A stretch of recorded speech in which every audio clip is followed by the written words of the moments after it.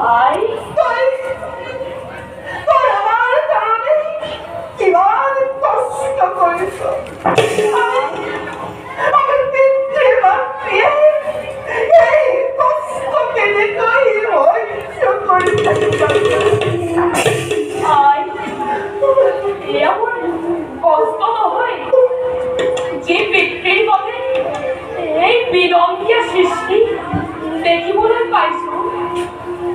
যি যি মাতৃ 10 মাহ 9 দিন গৰ্ভত ৰাখি অক্ষৰ অমৃতেৰে ডাঙৰ দীঘল কৰিলে তাৰ প্ৰতিদান যেন মই এই জনমত দিব পাৰিম ভাই।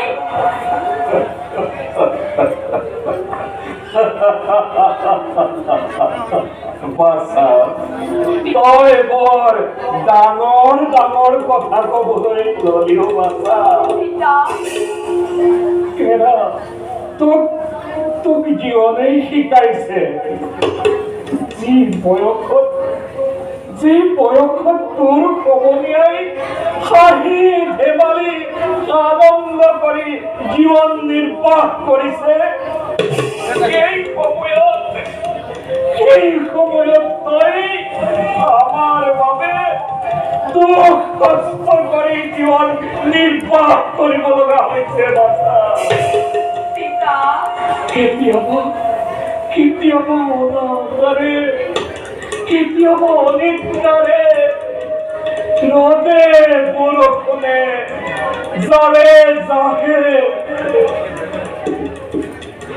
তই আমাৰ বাবে কিমান কষ্ট কৰিছ বাছা। তই আমাক কিয় জীয়াই ৰাখিছ? তুমি তেনেকৈ কিয় কৈছা পিতা?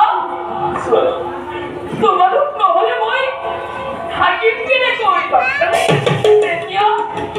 যেতিয়া তোমাৰ মুখৰ পৰা শুনো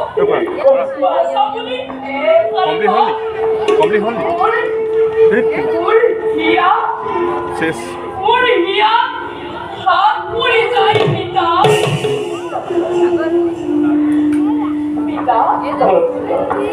এতিয়া বলা তাহলে নিজ আশ্ৰমলৈ।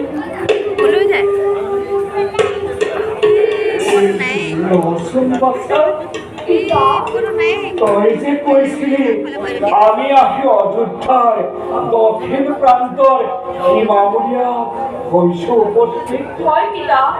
কোথা কেনিও শুনা নাই পক্ষু পক্ষীৰ মাত নামি আহিল নেকি সন্ধ্যা বেলা ধৰাৰ বকুলে? নহয় পিতা, নহয়তো সন্ধ্যাৰ বেলা।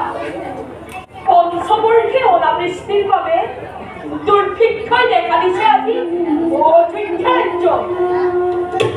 আৰু অন্ন বস্ত্ৰৰ অভাৱত প্ৰজাসকলে দেশান্তৰ হবলৈ ধৰিছে আৰম্ভ।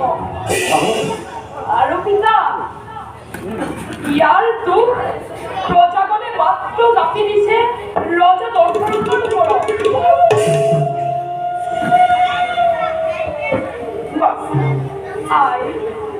আশ্ৰমটো হৈছে নেকি?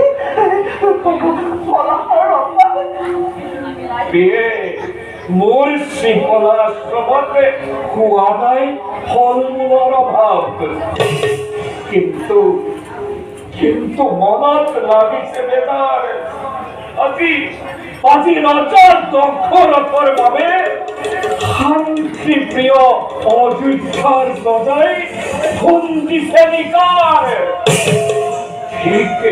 ঠিক দশৰথে ঠিক কৰিলা।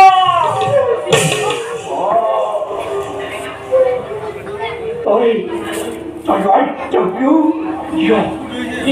ৰাজদণ্ড কৰি আছ ভাৰতে। শান্ত হব পিতা, তেজিত নহবা পিতা। বলাতে যাও নিজ আশ্ৰমে।